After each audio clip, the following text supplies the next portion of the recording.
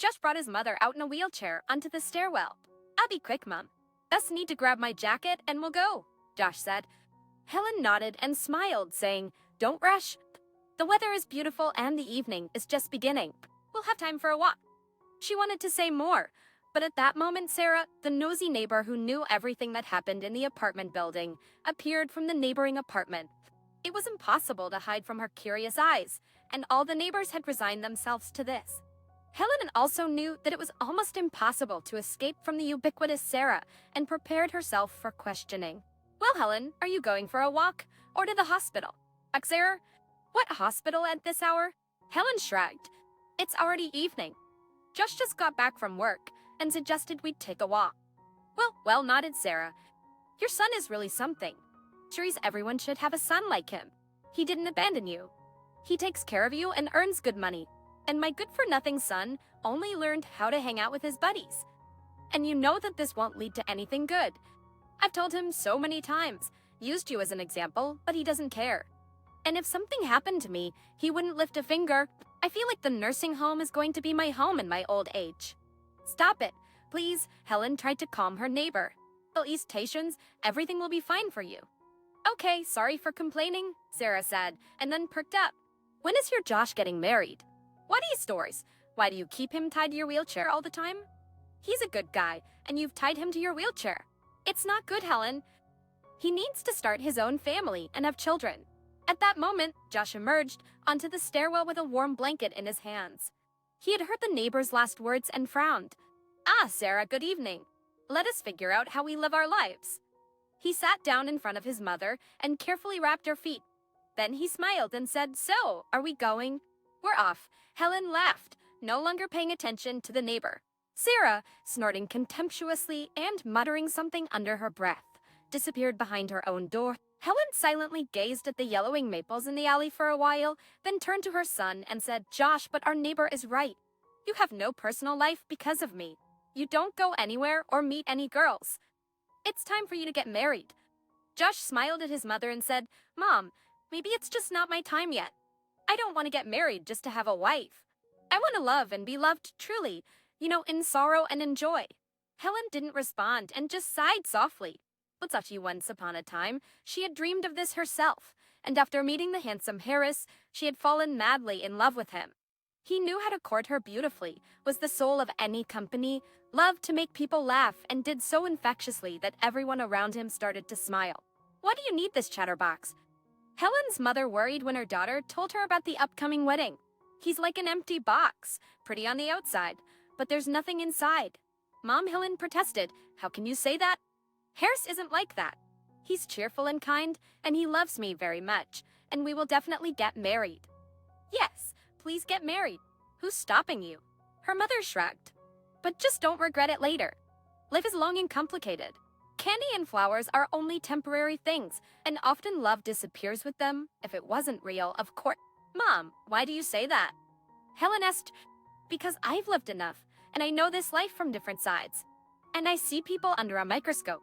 Of course, God forbid that I'm wrong, but still, your Harris is not a reliable guy." Helen only waved at her mother's words, and soon she and Harris became husband and wife. The first years of their life together were the happiest for Helen, but gradually she began to notice that Harris was not as perfect as she had thought.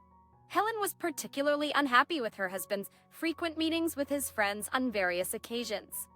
When she told him about it, Harris retorted, "You're acting like an old woman. Relax, we're young and should make the most of life. Tomorrow's Ben's birthday, and all my friends are going to his summer house. They're expecting us too." Helen pointed to her belly and said, "Where should I go? I'm going into labor in 2 weeks. I don't want anything to happen." Harris frowned and said, "You're always complaining and thinking of bad things." "Okay, I won't go. Do you feel better?" "No, I don't feel better," Helen replied. "I just want to be with you. You know how worried I am. After all, this is our first child together." "All right," Harris finally agreed, with great upset on his face. "My father told me not to hurry into the wedding and have a good time, but I, just like a fool, didn't listen to him. Now I'm sitting near your side." Helen looked at her husband, who looked so unhappy and heard that she involuntarily smiled. "Well, you're like a child. All right, Harris, go by yourself. congratulate Ben for me too, but please don't take too long. I'll be waiting for you. Harris tried to object, but then he left and disappeared for the entire weekend.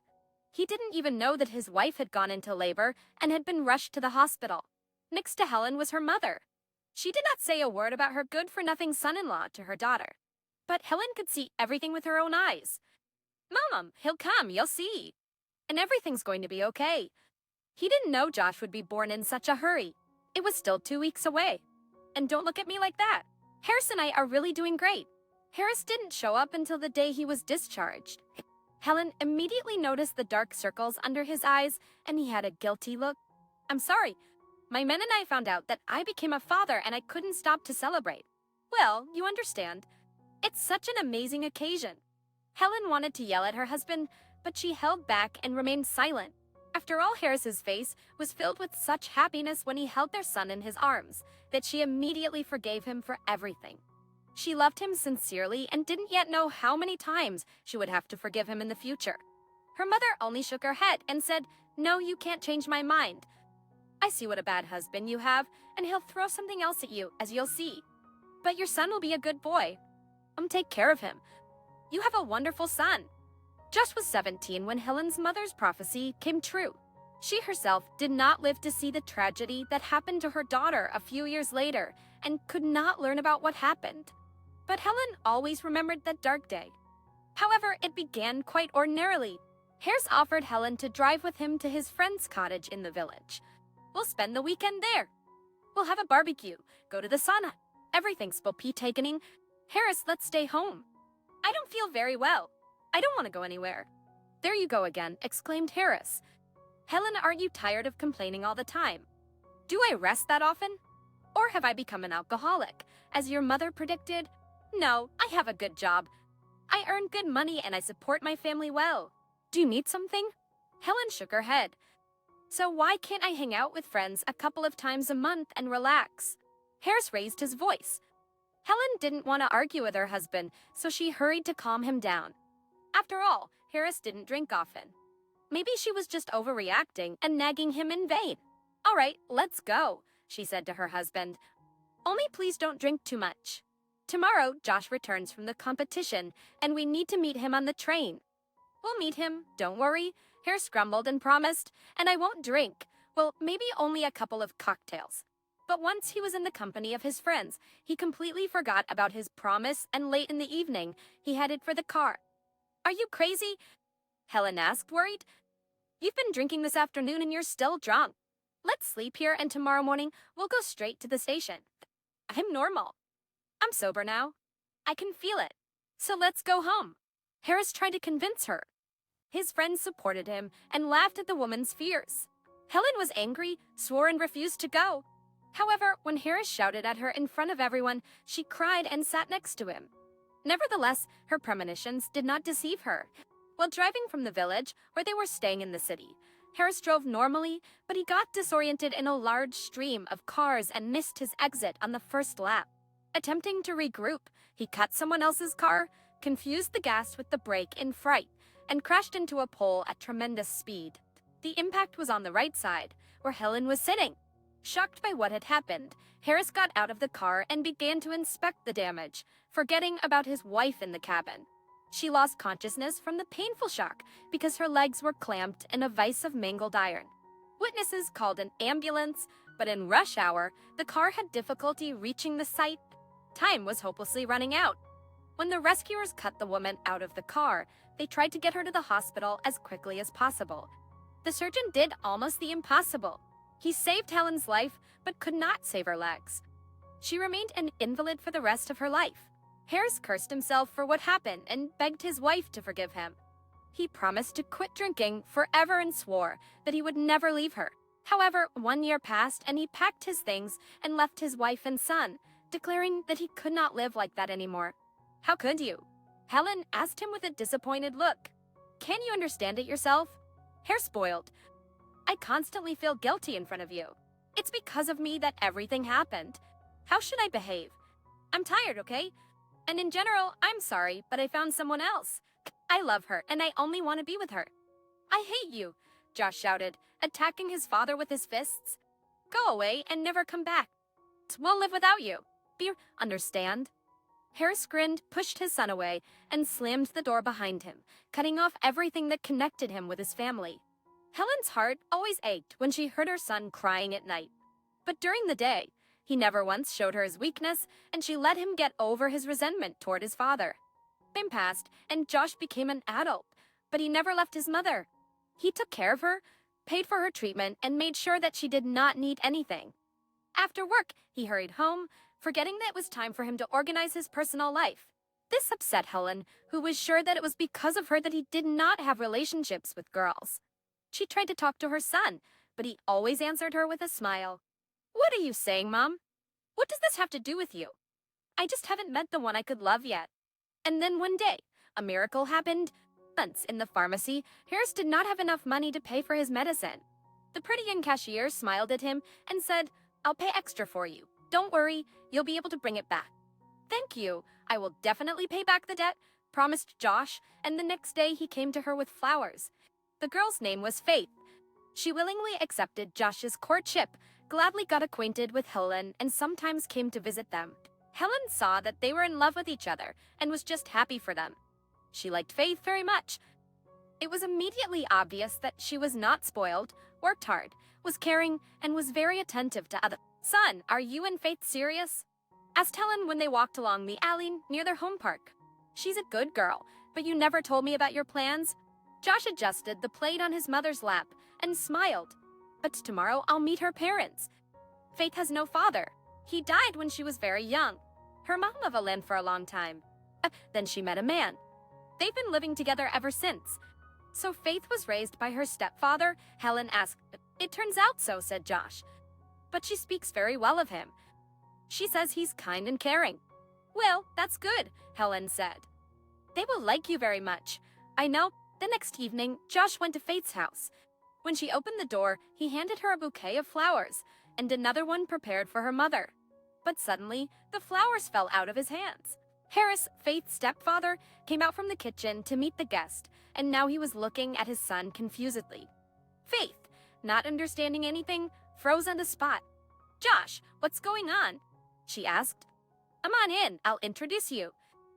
No, I don't need it, Josh said, and Faith recoiled, seeing his face distorted with anger. Why didn't you tell me this man is your stepfather? What are you talking about?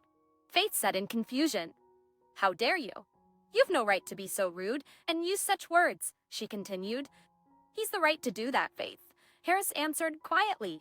I'm his father. It was because of me that Helen suffered and remained disabled for the rest of her life. I left her. I couldn't endure it. I broke down, and as you can see, Josh hasn't forgiven me. Realizing what was happening, Faith and her mother were aghast. Josh, you're not my father. You're a scumbag and a traitor. I don't want to know anything about you, he angrily said before Upressor turning around and leaving. Faith rushed after him and caught up to him, but he snatched his hand away. Go to your daddy, and I hate you all. All of you, he yelled. Faith was frightened, thinking that he would hit her, and quickly covered her face with her hands. Josh, being in a rage, decided that she was as traitorous as his father, and therefore he could not stay a minute.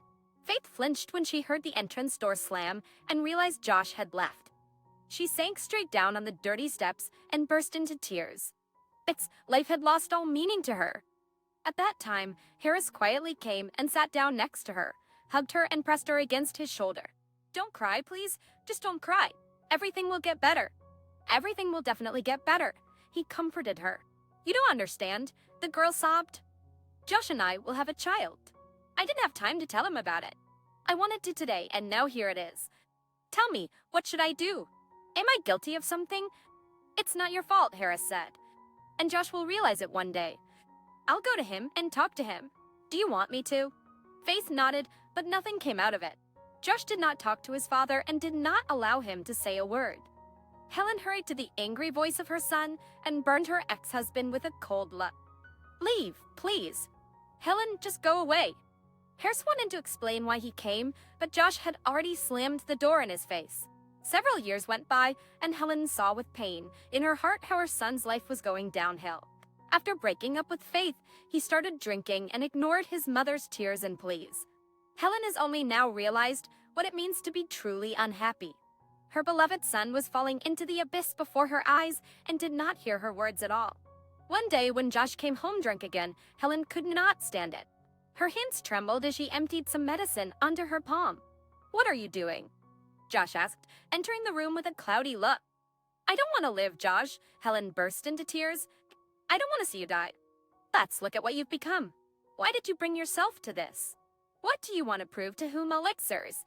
You've ruined your life, and you're getting drunk before my eyes."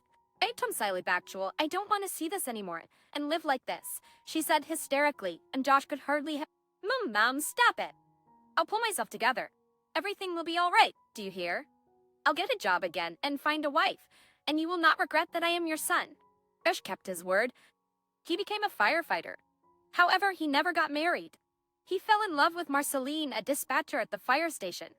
He really liked her, but she turned out to be not so good when he brought her home. They lived together for only 3 months, and Josh separated from her because she did not want to share the domestic difficulties. She thought only about herself, demanded constant attention, was jealous of Josh and his mother, and neglected housework.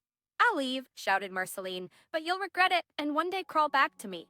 But I will not agree to be with you, understand?" Ex-Delphi cautioned. "You'll never get married. Ever." "Okay, Marceline, but I don't care," sighed Josh. "So go away." Once a private house on the edge of the city caught fire. Josh arrived with other firefighters and saw a little girl's silhouette in the window. She was screaming and waving, calling for help. Josh rushed to her and soon had her in his arms. To his surprise, she broke free and shouted, "Mom, my mom is there. She must be saved. She's not well. Save hers. Save my mom." Josh handed the girl to his partner and went back into the house.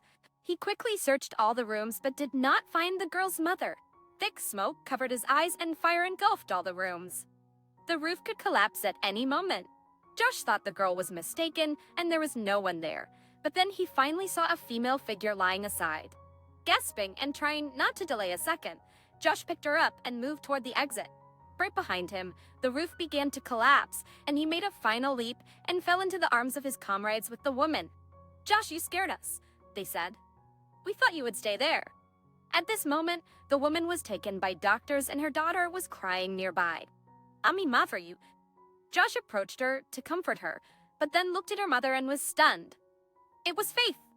His Faith. A few hours later, Josh sat in the hospital room next to Faith, holding her hand and listening to a sad story about how she had lived all this time. "Your father's been dead for a long time.